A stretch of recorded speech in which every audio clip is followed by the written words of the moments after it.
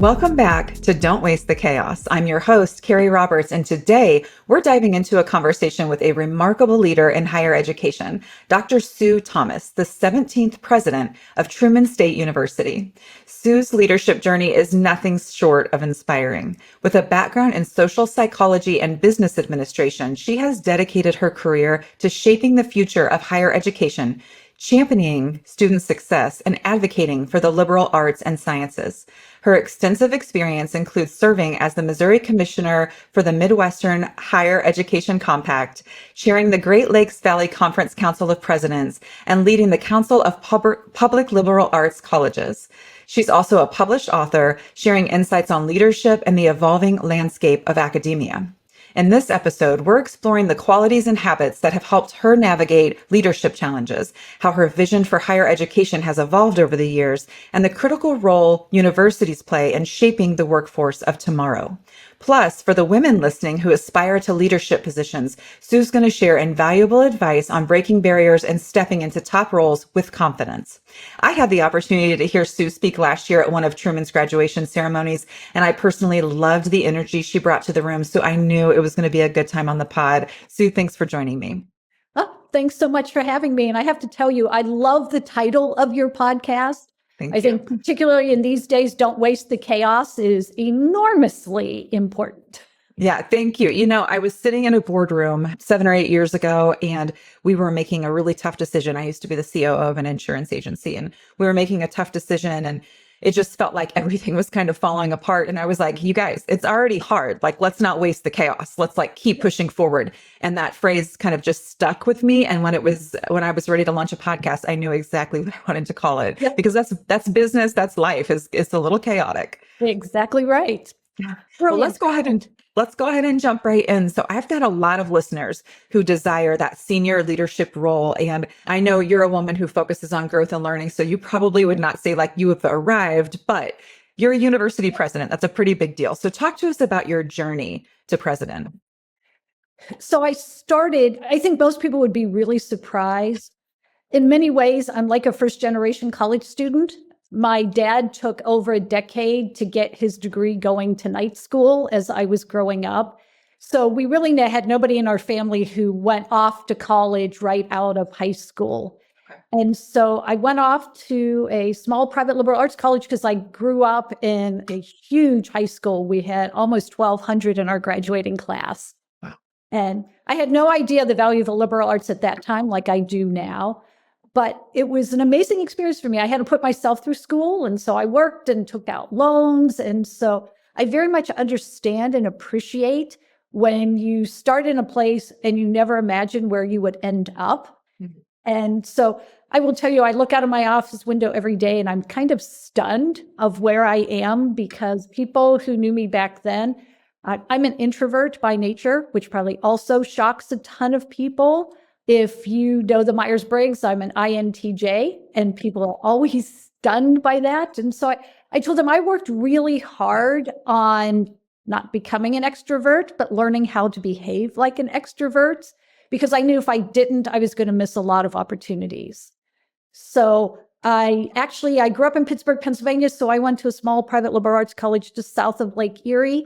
I then went to graduate school at Mizzou, which many people are surprised to hear.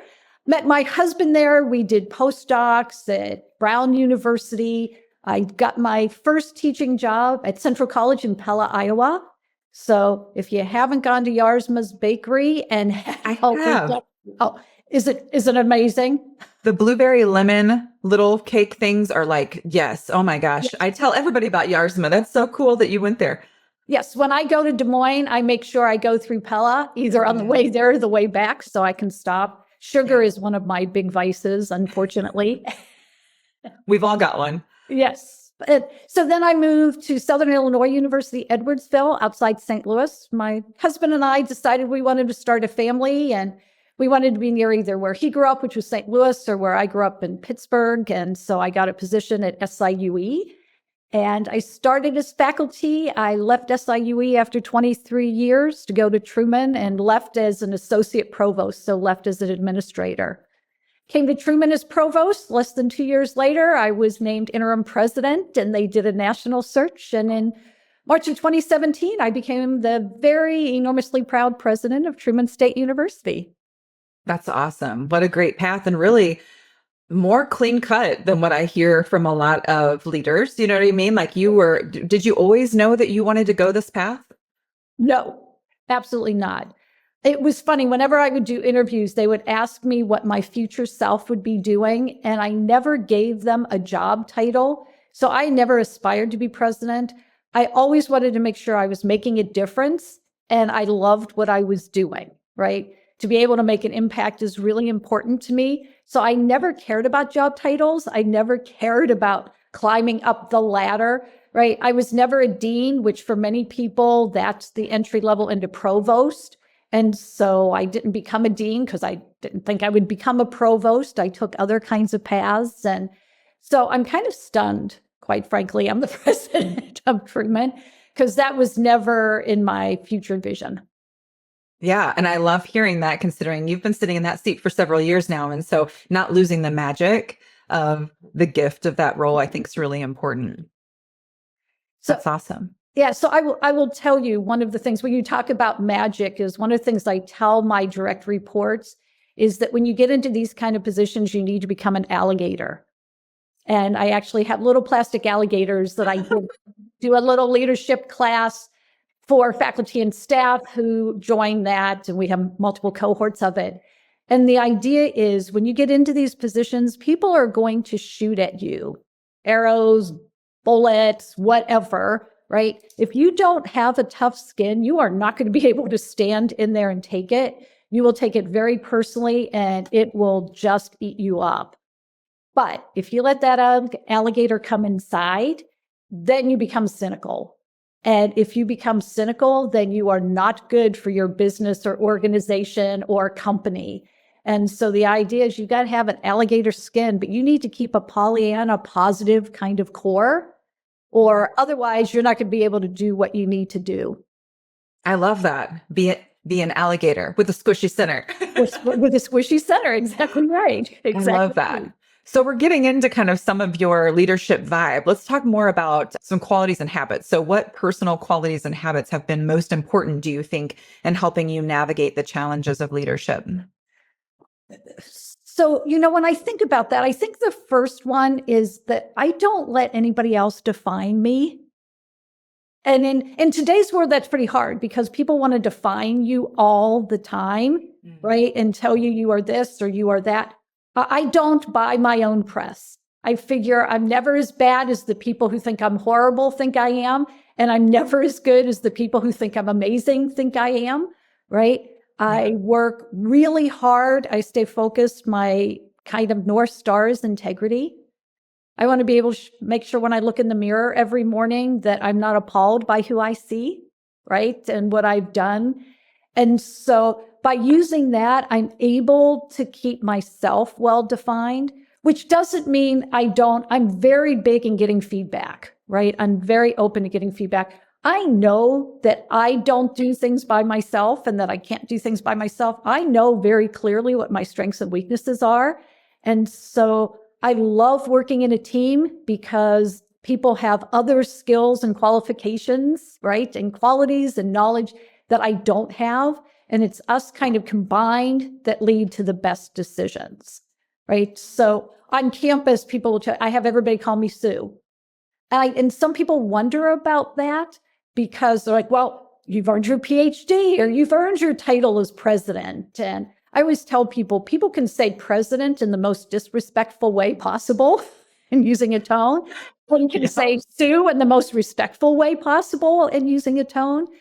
And so for me, I want everybody to know that Truman is all of us, right? Because it takes every single one of us to make Truman what it is. And it's none of us because it's bigger than every one of us. And if I walk into the room as president, people aren't going to be as likely to share. They'll feel like they need to defer, right? Because I have a title that they don't. And so for me, telling everybody to call me Sue is really important. Many can do it, some cannot. Our students make me laugh. Some can call me Sue and are very comfortable with that. Others prefer to do President or Dr. Thomas, which is totally fine. And then there's this middle ground that has developed. And so now a ton of people call me Sue Thomas, all one word. And so it kind of gets in between, I think, the informal part of Sue and the very formal part of president. So I will hear, "Hey, Sue Thomas," all the time. That's so interesting. And I loved earlier when you mentioned you're an INTJ. I know a little bit about Myers-Briggs just because I've been in HR for 20 years. And I know Sure. that's a unique personality type. An INTJ is a very unique one. And I think a lot of people get confused on if you recharge alone, that doesn't mean that you are a poor communicator. You can certainly have excellent communication skills, which you do. But I love that because if you have noticed and you've taken the time to reflect on all the different names, it's because you're a T, you're sitting back, you're thinking about all of it and what the Absolutely. implications are and all of that. So I love that. You sound like you're a very self-aware person. Other than Myers-Briggs, what are some of the other ways that you've learned more about your own strengths and weaknesses? I think self-reflection is really important to me. I have to be careful that I don't go too far on self-reflection. But because my PhD is in social psychology, right?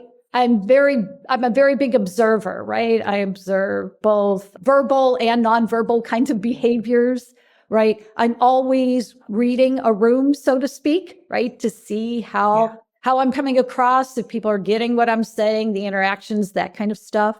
And so self-reflection is enormously important to me.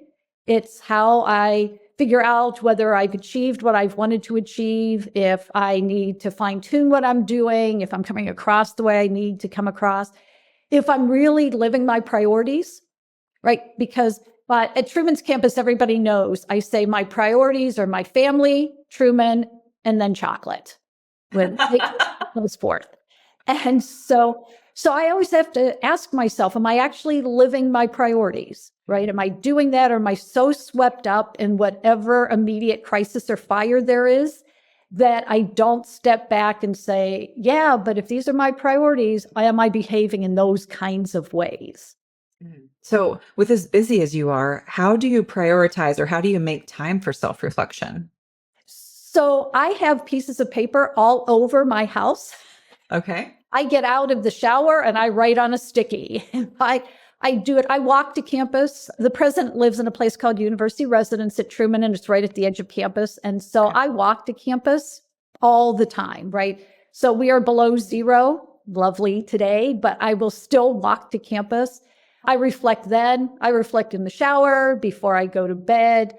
I'm a good multitasker, so I can reflect while I'm also watching TV or doing something else. I've learned if I really need to shut off my brain, I have to watch something with subtitles that makes me read it. Oh, that's interesting. Yeah, I get that. I get some of my most creative thoughts when I'm listening to others, which is interesting. Maybe I'm not listening that well, but other people's thoughts and ideas spark things in my mind. So Absolutely. yeah, that's real. And I love that you walk even when it's cold. It's 5 where I'm at.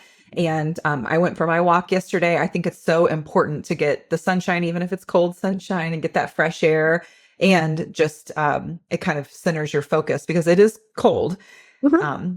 So you're not chit-chatting with somebody else or whatever. Right. You're kind of in your own head. And I think that's really good. But I've got to ask, Sure. I had a vendor send me some chocolate from someplace near Pittsburgh, I think. So what's your favorite?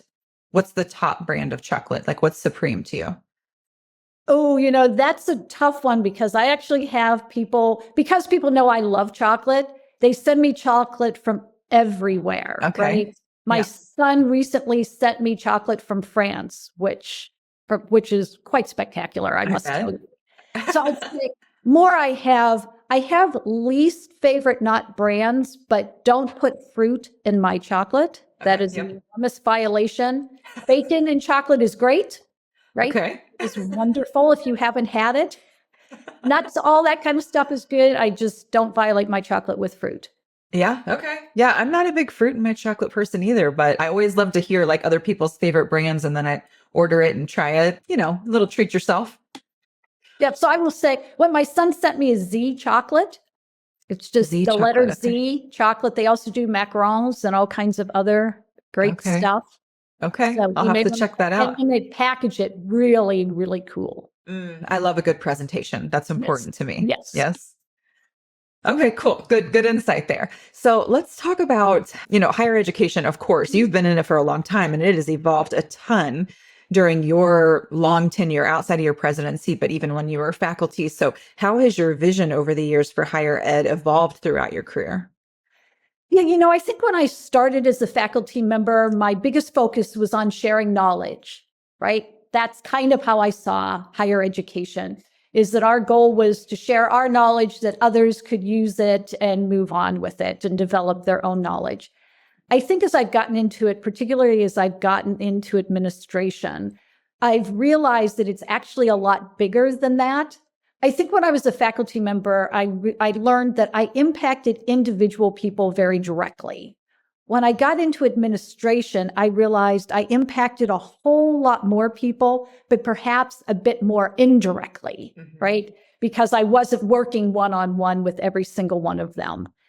And so I've really kind of evolved the idea that higher education has a really strong both private and public purpose, right? So the private is clearly helping our students. It's not just with knowledge, but for me, it's helping them achieve their full potential, right? Growing and understanding who they are and the impact that they want to have on the world. So that way, when they graduate from Truman, we have a very strong springboard from which we are launching them into the next kind of cool phase of their lives, right, on their life's journey. And we've well prepared them, not just in terms of professional work, right, but also in terms of personal, right, who they are, the impact that they want to have, how they see themselves in the world. And so that's kind of the private benefit, I think, of higher education.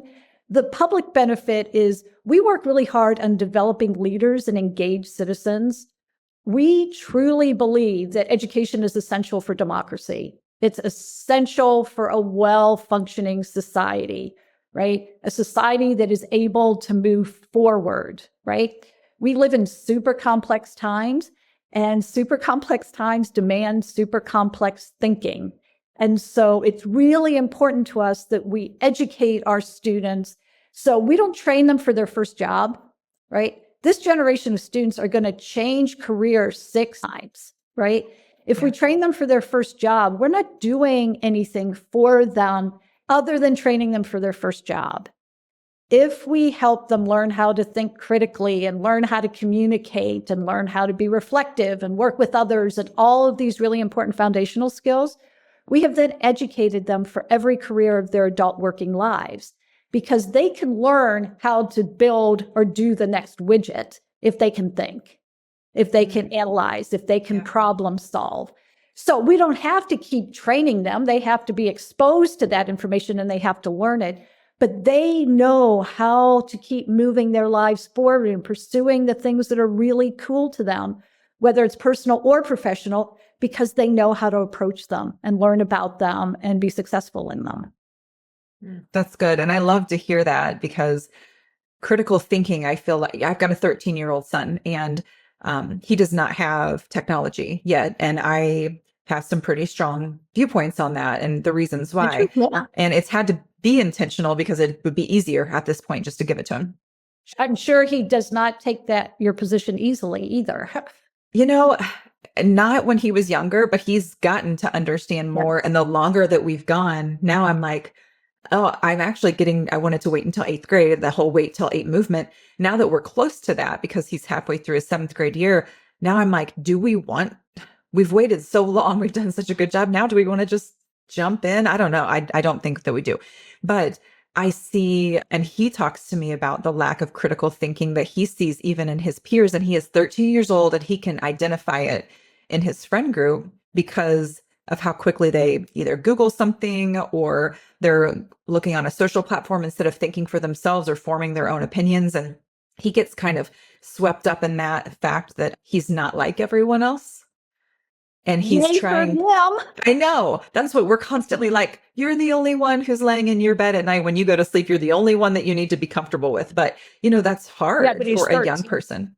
Yes. Yeah. That's hard for a young person to say, yeah, and I'm proud of that. And you're right. I'm not like anybody else. And that's a good thing. And so I love that you all focus on critical thinking and the whole personhood, because I think in society now more than ever, it's just easier to go with the flow. We've got all of this access to other people's opinions and thoughts and their research instead of doing our own.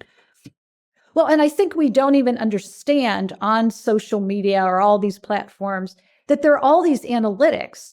You are not being fed a wide variety of perspectives, right? You are being fed what you believe in most cases, but you have no idea. Most people have no idea about that. And so in social psychology, it all comes down to the confirmation bias for us, right? It confirms what you believe. And so then it's very hard for you to understand there are other viable perspectives out there, perspectives which you may not agree, but that you need to understand if you are going to work with other human beings and work effectively with other human beings. Oh, yeah. I could preach about this all day long. Anytime that somebody gets really polarizing, I'm like, think about your passion, like hold your passion to that and think the person who thinks oppositely than me on this is just as passionate about this, like, and feels just as right and just as justified based on their experiences or their education or their thought processes or whatever. And so I think it's so easy for us just to think that person must be ignorant or that person must not have read or that person. It's like, no, they're literally sitting on the opposite end of the spectrum, but just as passionate and as educated as you are.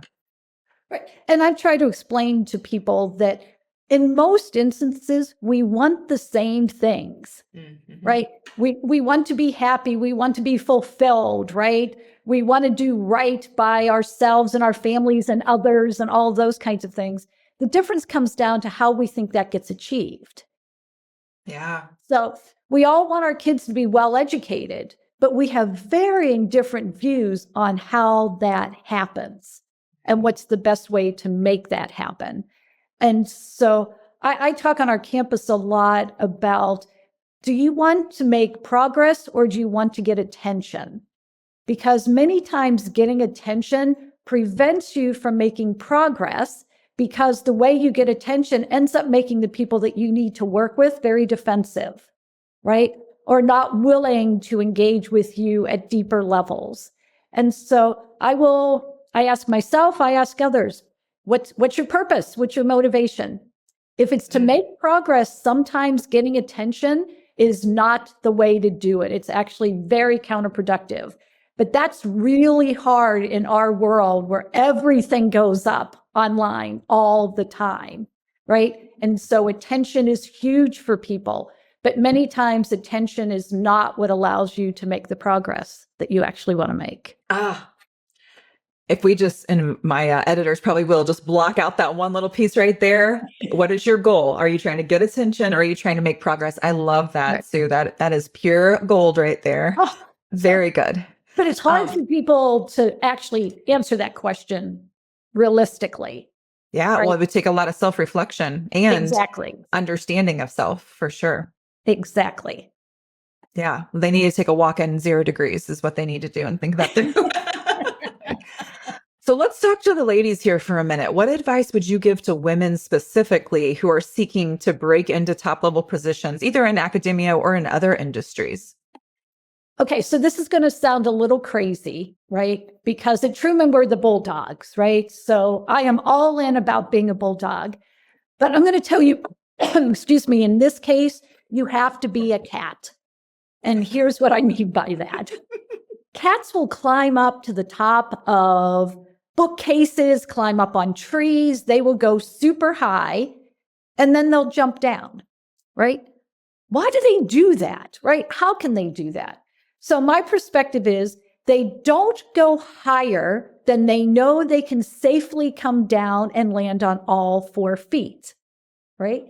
But they will go up. They will keep testing that, right? They will keep going up. And so the idea about being a cat is you have to take calculated risks and then you have to step off the edge. And then you know whether you're upside down, disoriented, questioning, why did I ever do this? That you know you're going to land on your feet.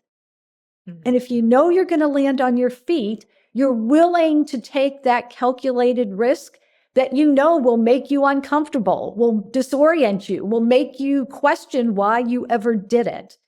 The most successful people are not perfectionists, which I think as a reformed perfectionist, I can tell you I never believed that initially, right? Perfectionists don't take calculated risks, right? They will only do things in which they can succeed. And so women in particular sometimes are not very good. There's research out there that shows a woman will not apply to a job unless she thinks she can meet at least 80% or so of the qualifications well. Men will apply with a much lower threshold of having to meet all of those qualifications. And so we self-select out of things all the time because we don't think we can actually do them, or we can't imagine ourselves doing them, right? Look, I get it. If you look at me, you don't guess university president, right? You can't tell by me sitting down. I'm a whole whopping 5'2.5". And when you're 5'2.5", you add the extra half inch, right? I have had situations when I'm in jeans and a sweatshirt at a football game. I've literally had people come up to me and ask me if I know where the president is.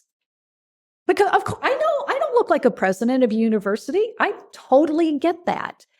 But I had to be able to get into my mind that, yes, someone like me could be a university president, that I could be in that kind of place, right? And so I think we need, especially for women, we need to overcome the imposter syndrome and a lot of these spaces in which you don't find a lot of women still. So there are lots of women at higher education. There are still way fewer women in president's jobs. Oh, yeah, for sure. Most of the data shows like once you get above that middle manager, the female quotient just plummets. Mm-hmm. We make it to a lot of like team lead, supervisor, entry-level manager, and then we just drop down when it comes to director, VP, so on and so forth. So I love that. And I love that you pointed out that data about women not applying to jobs. I've actually taught a women's leadership class about that exact same thing. And I talked to my husband about it, like, hey, what do you think? And he was like, I've seen you do it. Even when I started my own business, I was like, okay, my first few clients, I'm going to price this because I want to earn their trust and I want it to be easy to say yes to me. And he's like, you were a corporate COO, like what was your hourly rate if you went all in on your comp? And that's how much you should be charging because you have that experience. It doesn't matter that you haven't been a small business owner. You have this experience that you're bringing to the table. And that has been a real challenge. And I've increased my prices over time because I've learned to sit in that seat a little bit more fully. But At first I just like had half my rear end on that seat, like, oh, I can tell it to other people, but when we go to do it for ourselves, it is challenging. Oh, it was for me. When I applied to be the provost at Truman, right, and I applied to be the president, I had every one of those qualifications listed out, and I had notes under each one of them that I needed to put into my cover letter. So I know the research, and it was very hard for me to overcome that. Mm-hmm. Yeah. Yeah. The other thing I would say is women should not walk into the room as women blank, right? I don't walk into the room as a woman president. I walk into the room as a president. Men don't walk into the room saying, I'm a male president. Yes. There's not an adjective. There's not a descriptor. There's not a qualifier before it. And so it's been really important for me because people will say, but you are a woman president. And I'm like, I am a president who is a woman.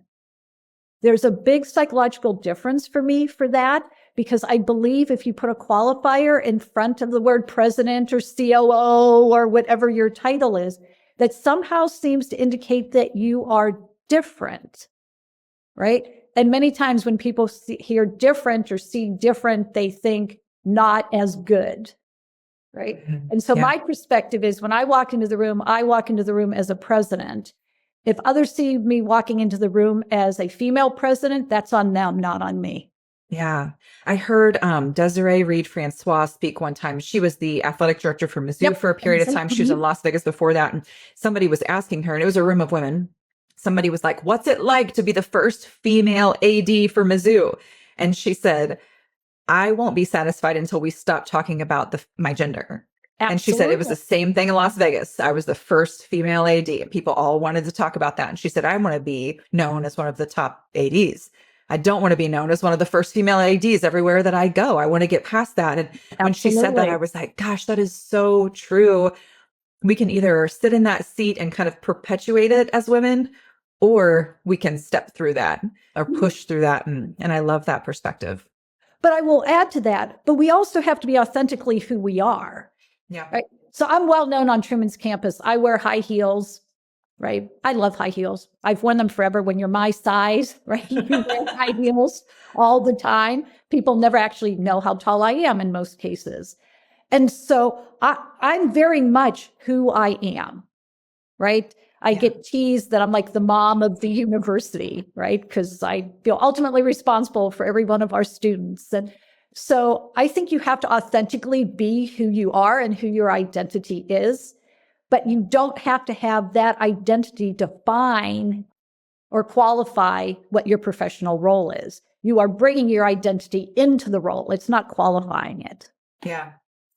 That's good. I'm sure that was inspiring to some of the ladies out there. So let's talk a little bit back to the school. I've seen benefits that can occur when businesses form relationships with universities or junior colleges. I got to be on an advisory board at Mizzou for a while, and I would come in and speak to students, and it was so fun. And I saw benefits from that, meaning like I got interns, we got visibility on campus and things like that. So what advice would you give other business owners that are looking to build strong relationships with educational institutions? Maybe the why they should do that, and then how to go about it.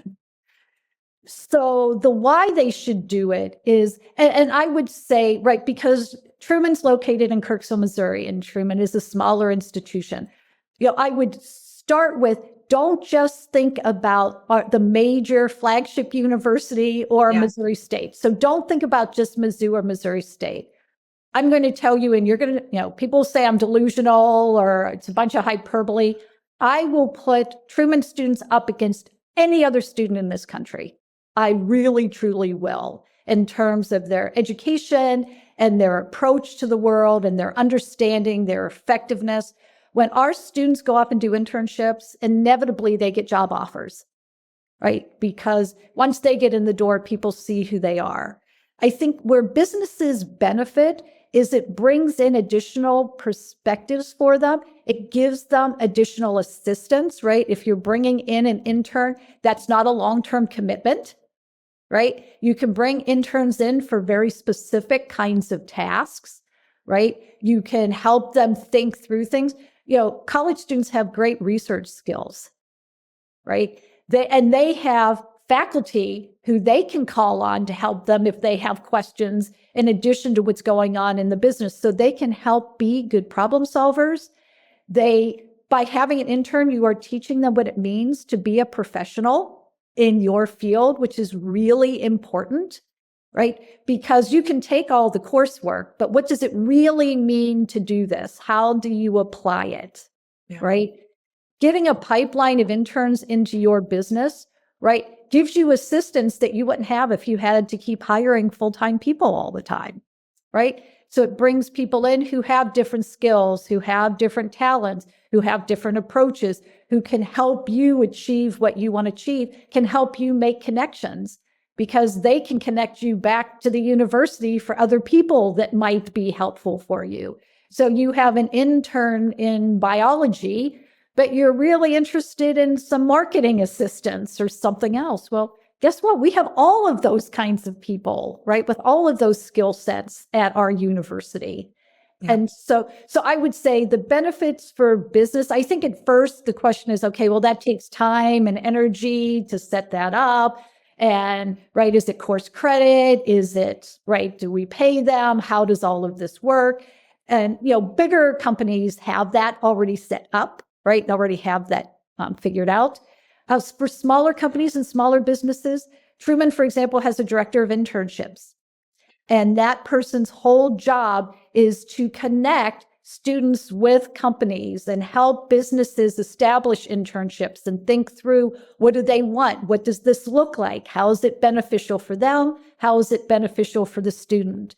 And so her name is Kim Sprout, and she can walk businesses through, and companies and organizations and not-for-profits or anybody through, how does this all work, right? How can I realize what I'd like out of this internship, provide it to be beneficial for students? And is it a one-time deal? Is it an ongoing deal? They don't have to figure it out by themselves. Yeah. Oh, I love that. A person who can absolutely walk beside them to help make sure that what they're establishing achieves what they want to achieve. Yeah.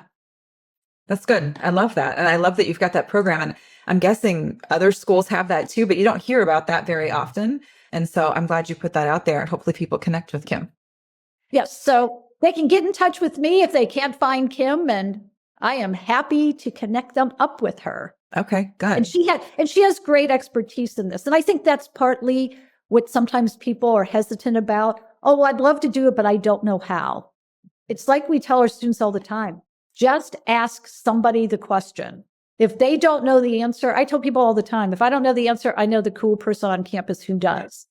So you can never bother me by asking me a question, because that can get you started on getting the answers that you need.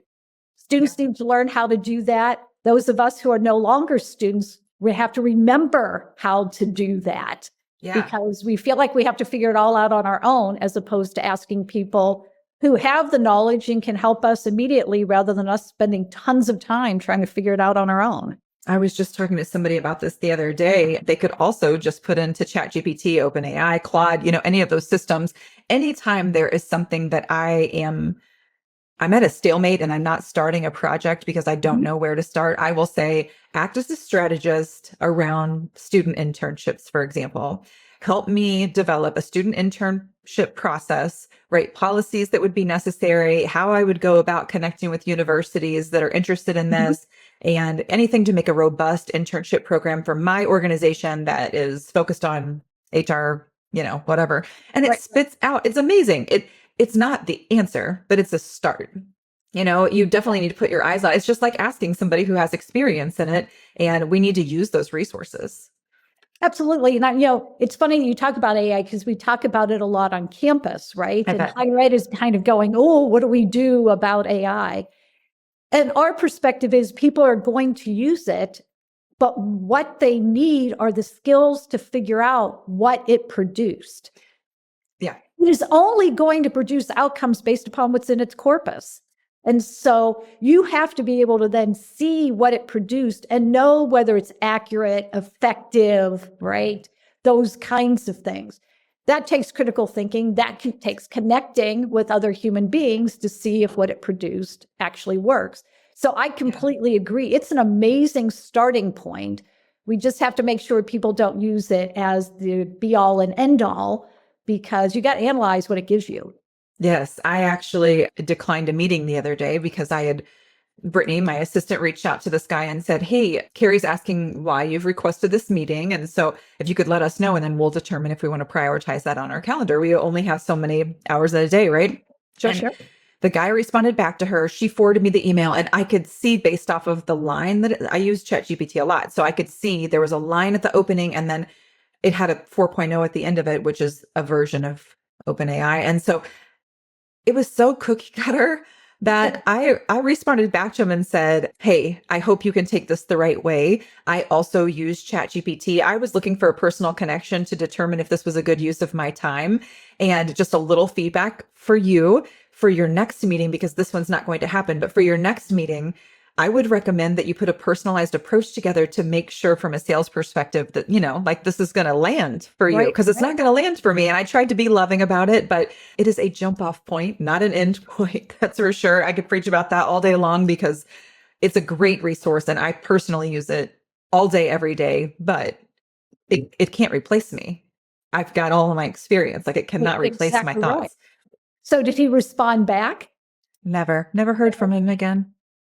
And, if it was me, I just would have said, oh my gosh, I'm having a super busy day. I did use that, but this is a really important meeting to me. Like, there's a way to warm that back up, but he didn't try, which just told me he wasn't ready to receive my feedback, which means we probably wouldn't be in a good business relationship anyway. But I will always take the time to give somebody feedback, because I would want that feedback. If somebody ghosted me or declined me, I would love it if someone would pay me that respect as another human. So, but nope, he never responded back to me. It says a lot. Right. Well, and it ties back when you asked about leadership stuff. I think leaders need to own their mistakes. Yeah, for sure. They don't define you, but you need to own it and make it right. Yep. Yes.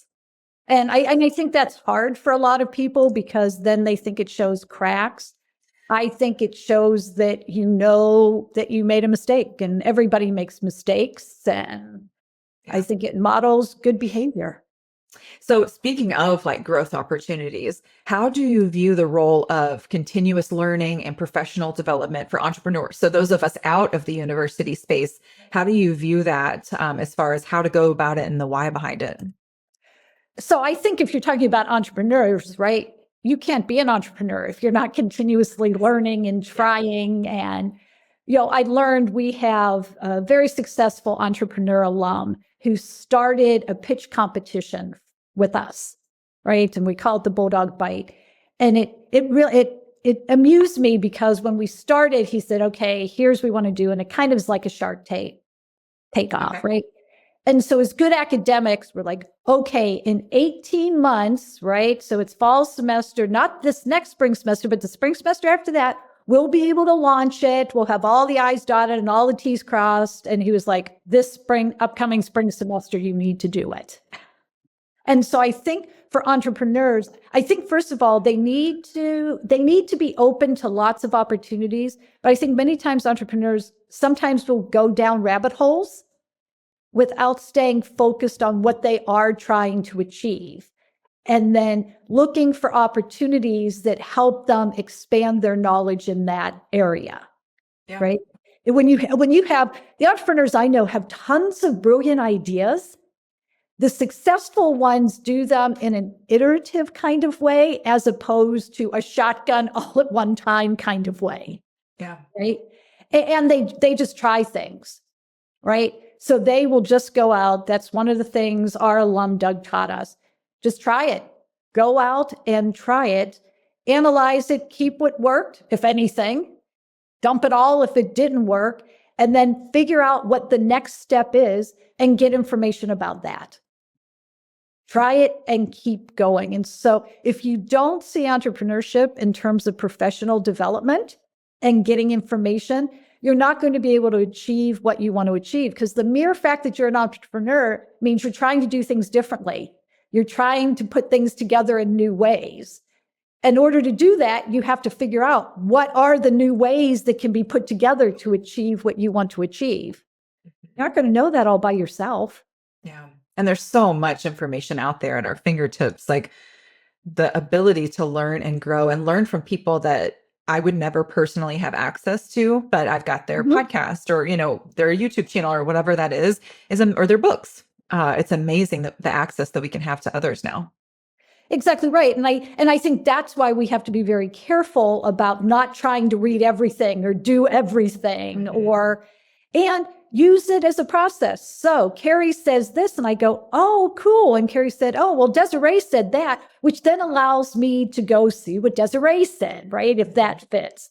And then Desiree talked about or referenced or that kind of thing. It actually can be a pretty clean, relatively speaking, process if you just follow a strategy on, okay, this is what resonates. Where did that come from? Oh, then this came from. It allows you to bring all those ideas together in ways that are way more systematic than you could actually imagine they'd be. I agree. Well, Sue, I've loved our time together this morning. Tell the folks, like, one, where can they find your book? What's the university's website? Do you have a LinkedIn page? Like, how do we find you? So the one I want to push is Truman, right? Okay. That's what's most important to me. As you can tell, I'm all in at Truman. I believe we offer the education for the 21st century. I am enormously proud of what our students do. And so if you go to truman.edu, it's very simple. You will get to our website. You can get in touch with me personally. It's just Sue Thomas, right? My other name, all one word, lowercase, at truman.edu. I read every single email and respond to every email that comes to me, right? I could give you a telephone number, but then Kayla's going to answer the phone, who is fabulous and wonderful and will be able to connect you up with me. But if you want to email me, I am happy to respond. I am happy to connect you up with really cool people that might make a difference. I will tell you, take a chance on our students. Mizzou students are great. Missouri State students are great. All the other students are great. Truman students are great plus. You will not be disappointed If you work with our students and get to know our students and our faculty and staff, they really are a pretty amazing group that have great talents and insights, and they're really nice to boot. I love that. And I love your passion. If I had my druthers, I would spend 100% of my time with passionate people, whatever they're passionate about. I don't care if it's about, Sure. sourdough or whatever the content is. I love being around a passionate person. I've just loved my time with you this morning. And Same here. good. Thank you. Thank you. I appreciate that. And so, folks, we know that if you tuned into this episode, you care about development and you care about likely students and education and growth. And we love that. We also know that navigating this world can feel like chaos, but that work is well worth it. So don't waste the chaos. Embrace it. Till next time.